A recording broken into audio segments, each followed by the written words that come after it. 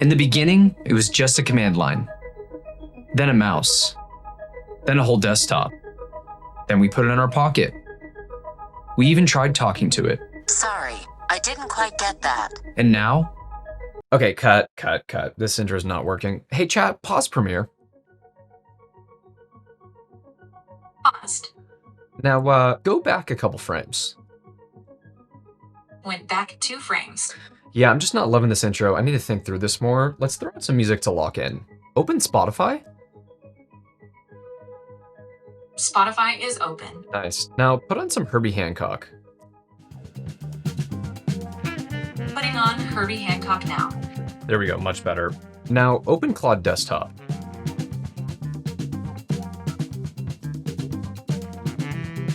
Claude is open. Nice. Now open my YouTube script project.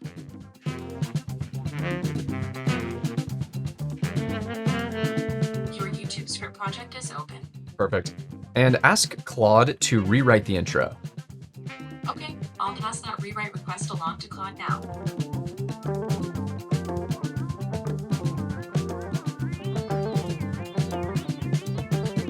Claude responded.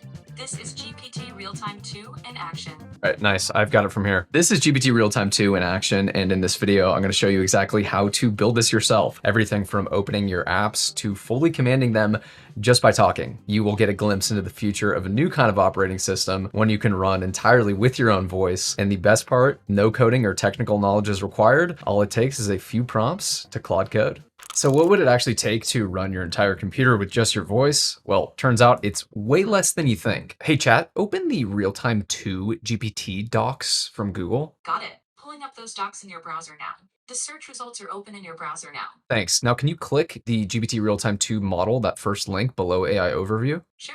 Clicking that first result now. It's crazy. I'm still not used to this. So we're going to feed these GPT Realtime 2 docs to Claude Code in a second. But first, just to explain what GPT Realtime 2 actually is, you have almost certainly talked to ChatGPT's voice mode before, or advanced voice mode, but this is not that. Voice mode will chat with you, but it can't reach out and touch anything else on your computer. GPT Realtime 2 is the same kind of model, so you can talk with it, it can reason, it can talk back, but this one can also call tools, as in fire off real actions while it's still in conversation with you. And that really is the whole unlock of GPT Realtime 2. With these tool calls, they're just little actions you hand the model. So a small function, it's a little bit of code that GPT Realtime 2 can trigger on its own. So let me show you 2 quick visualizations of this. If we go into GPT Realtime 2 in OpenAI's playground, so go to, what is this URL? platform.openai.com/audio/realtime/edit. I'll go back to that main page here. And I've already created this test, but what you can do is just click create and you can start to experiment with this. So if I click in a test, I have these basic system instructions. It doesn't really matter with this test, but I'm saying you're a fast, friendly voice assistant that controls the user's computer, yada, yada. Now, the important pieces of this are the actual functions. So you can see I have 2 functions here, open app and web search. So if I just click into open app, you can see it's just a little bit of JSON. And this is what tells the agent to do. So it instructs the agent on how to actually open an app. Now, these are just sample functions. They won't actually do anything when I hit start session, but let me show you what happens when I talk with it. So we'll just save this. I'll also show web search real quick too. It's a similar kind of JSON, and this actually instructs the agent on how to search the web. If I just go and I hit start session, hey chat, can you hear me?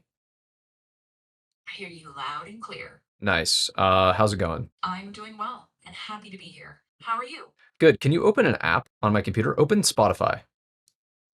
Boom. So just like that, you can see, I don't want to keep talking to it. App name Spotify. Now it's not going to actually open up the app because it doesn't have actual access to my computer. And that's exactly what's happening with the real app that we've built where it actually has computer access. And then the second visualization I wanted to show are actually these logs here. So this is in terminal. This is actually live in our app. You can see when I said, can you click the GPT? It didn't transcribe it right, but GPT Realtime Tube model, it was able to infer I meant GPT Realtime 2, and it actually clicked. You can see the link. That's the tool call there. It clicked the link position first. And then above, when I said open the Realtime 2 GPT docs from Google, got it. And then you can just see the web search call, query, Realtime 2 docs. And that's essentially what we're doing. We're just mapping out in an easy to understand way exactly how to do things on my computer, like open apps, like do web search, like open notes. So now let me show you how to actually set this up yourself. Of course, it's actually really easy to do. As you might imagine, all we need to do is go over to Claude Code, and we're just going to hand it those docs that we were looking at a second ago, the GPT Realtime 2 doc. These ones here. So we'll just go here, copy this. Go over to cursor and open up Claude in a new session. We're going to type in this prompt. The prompt doesn't really matter, but if you want, you can pause your screen and grab this. And I'll quickly gloss over this as well. So I say, here are the GPT Realtime 2 docs. Build me a simple voice assistant for my Mac using GPT Realtime 2, which should open a live WebSocket connection to the model. I'll explain that in a second.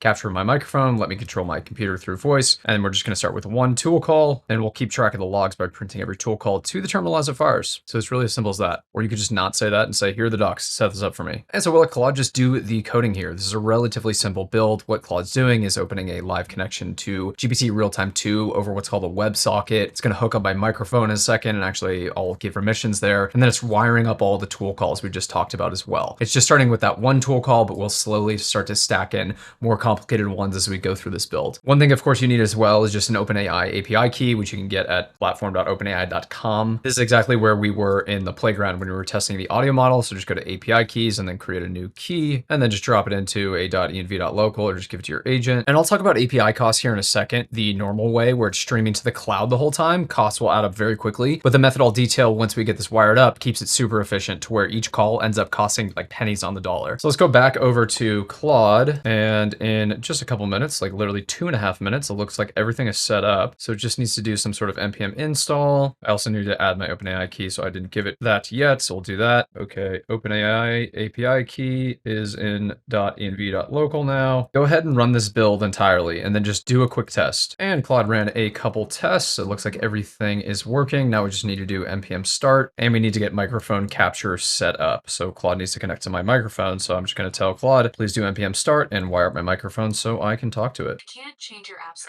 notification logic for It just started. if you can launch it. If it's crashing, try force quit with command plus option plus escape. Tell me the app name and I can open it. Tell me which one to Okay, I need to stop it. So what's happening is I was talking to Claude in another session because I'm also doing 5 things at once. So I was just talking to Claude about something else, and then it just started listening and then picking up my conversation with Claude separately. So this is one of the problems of having real-time streaming, just constantly listening. So we need first to set up some sort of wake word. But before we set up a wake word, let's just have it do something to show that it is in fact working. Hey chat, can you hear me? Yep, I can hear you. What's going on? Just hanging out with you. What's up on your side? Nothing. Can you open Safari?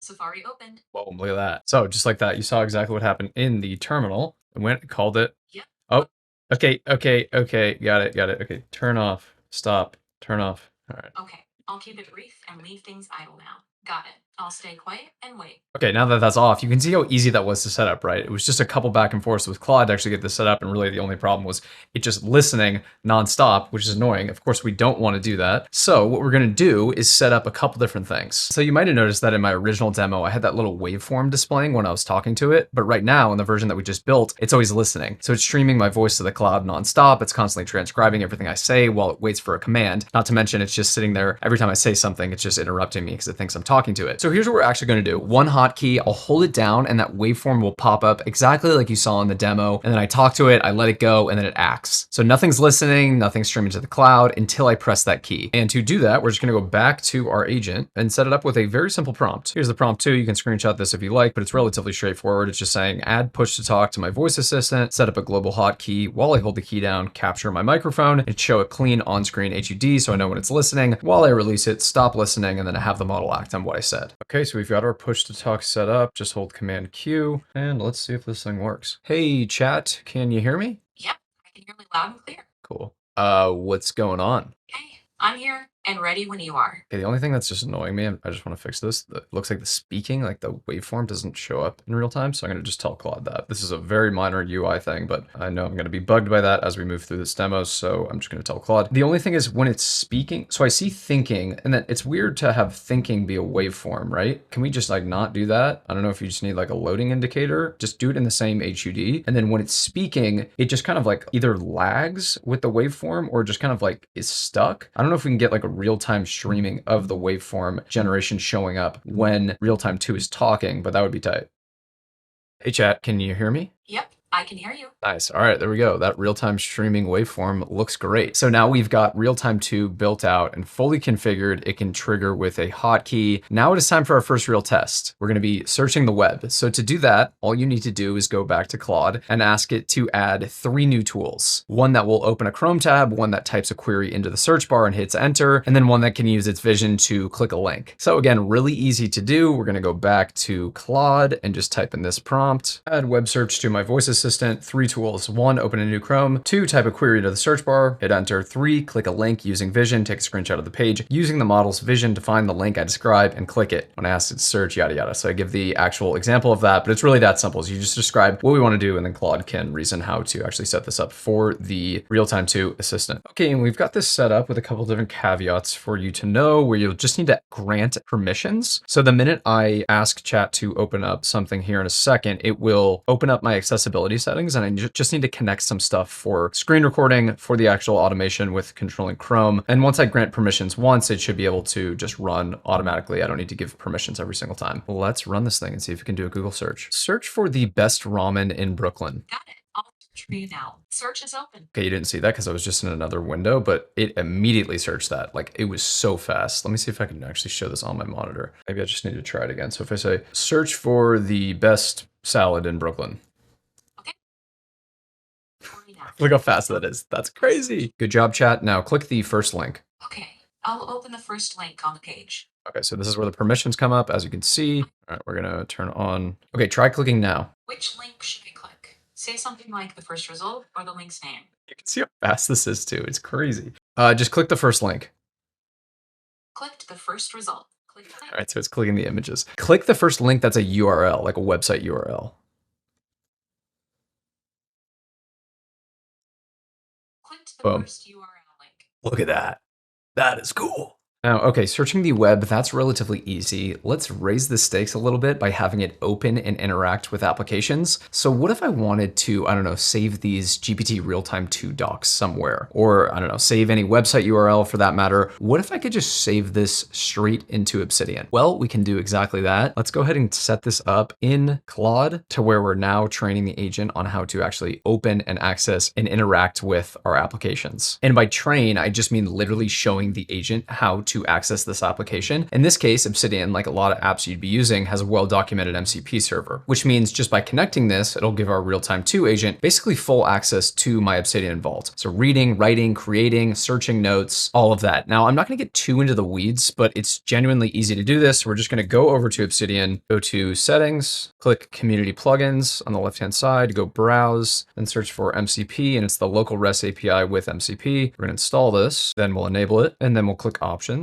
And then we've got an API key here, which I'm blurring out. And we also have the MCP endpoint, which we need to give the agent, which is this 127.0.0.1 URL here. And then I'll just take this, I'll go back to Claude Code and tell it, connect my Obsidian MCP server to the voice assistant. It's running at that URL. And then I said the API key is in .env.local, wired up so I can read, write, create search notes in Vault by voice. Okay, and in 6 minutes, we have our Obsidian app connected to Realtime 2. So I can just go ahead and talk to the agent, trigger it with Control Q. Hey chat, open Obsidian. Obsidian is open. Cool, now create a new note. Got it. I'll create a new note in Obsidian. New note created. Sweet. Can you open up the GPT Realtime 2 docs via Google search, copy all of those docs, and then paste that into this quick note? GPT Realtime 2 documentation, then we'll handle what's possible with it. I opened the OpenAI term search. I can't copy all their content into your note. Yeah, you accidentally clicked AI mode in Google. Go back. That AI overview and return to the regular results. I reopened the search results. Yeah, now I just need you to click that first link there, GPT Realtime 2. Got it. I'll try that first link again directly. Done. It's open now. Cool. Now, can you take these docs, copy them, and then paste it into Obsidian, into that note that you just created? Okay, grabbing the page and dropping it into that note. Done. Full page, saved into ClickNote. Crazy. So we just go back to Obsidian. There it is. Wild. And then you can just feed this into an agent. Pretty freaking cool. Of course, obviously, like you can, there's easier ways to access docs. An agent could just do web fetch, but the idea is you can just copy and paste anything online and paste it into Obsidian for whatever reason. Okay, so we've got Obsidian connected. And remember, this isn't just for Obsidian. You can apply this same setup for any application, any SaaS with an MCP server or an API. Just give that to Realtime 2 and it'll be able to access access that programmatically. So to recap, our Realtime 2 agent can now interact with your browser via Google search setup, and it can interact with tons of applications in SaaS via an MCP server. This covers almost all computer use, but the kicker is, what if an application doesn't have an MCP or an API? What if it's an application like, say, Premiere Pro? Well, in that case, we have officially reached the highest difficulty level for GPT Realtime 2. But this is actually really easy to set up as well. We can pull this off with a combination of two things. The first is what's called an accessibility tree. Every operating system has a feature that's built for people who are blind or who have low vision called a screen reader, which will read everything on screen out loud. And for that to work, each application is required to hand the computer a structured map of itself. This is the accessibility tree, and we can have GPT Realtime 2 leverage this same thing as well. Now, having said that, that map is just information on its own. It doesn't really do anything. So that is where this second piece comes in. And it is an open source repo called Agent Desktop. Shout out to this guy, Lafir. I'll put his X profile on the screen. But what Agent Desktop will do is it will read that map for the agent, and then it gives that to the agent. The agent can actually drive the app. So it can click the buttons, it can press play, it can move forward, it can go into all of these different menus. So the accessibility tree tells the agent what's there, and then Agent Desktop is the actual hands that operate this. By the way, all of this is going to be included in the GitHub repo down below, including my fork of Agent Desktop. But for this example, we're just going to go here. We're going to copy this Agent Desktop GitHub, and I'm just going to feed this into Claude. And so if you wanted to just use Lafir's Agent Desktop, you can do that as well. And here in this prompt, I'm just saying add the desktop app control to my voice assistant using Agent Desktop. I give it the GitHub repo there, explaining it should read the macOS accessibility tree so the agent can see any apps, buttons, fields, menus, act on them, and then wiring it in as tools as I can control apps by my voice. Leverage Agent Desktop to actually give your agent hands and start controlling applications. Hopefully I'm not getting too in the weeds with those explanations, but I wanted to at least give people context on how this is actually being built. But if you're lazy like I am, you can just feed the GitHub repo that I have included to your agent. Controls are now live in Premiere. It looks like everything is set up. So I'm just going to talk to the agent and test this out. We'll open up Premiere. So I'm in the middle of editing this actual video that you are currently watching. And let's have the agent do something. Hey, can you move 3 frames right in Premiere? Stepping forward a few frames. Moved 3 frames forward. Few frames forward. Let's play this. On your entire computer. Can you pause? Can you pause? Oh, it's playing my program monitor right now. Okay, that's why. Need to quit out of this track, I'm assuming. Okay, there we go. Let's just bring this program monitor here so you can see what's playing right now. And I will have a Realtime 2 pause this. So let's hit play. Can you hit pause on Premiere? Boom, look at that. Go back 3 frames. That's sick. Can you cut the timeline? I don't know what the term is. Cut the playhead. Did it actually do it? That's crazy. Look at that. Look at that cut. Boom. So it's working. Okay, now mark in. Marked in. Okay, move the playhead 4 frames to the right and then mark out. Got it. Stepping in. Sitting view. Moved 4 frames. That's crazy.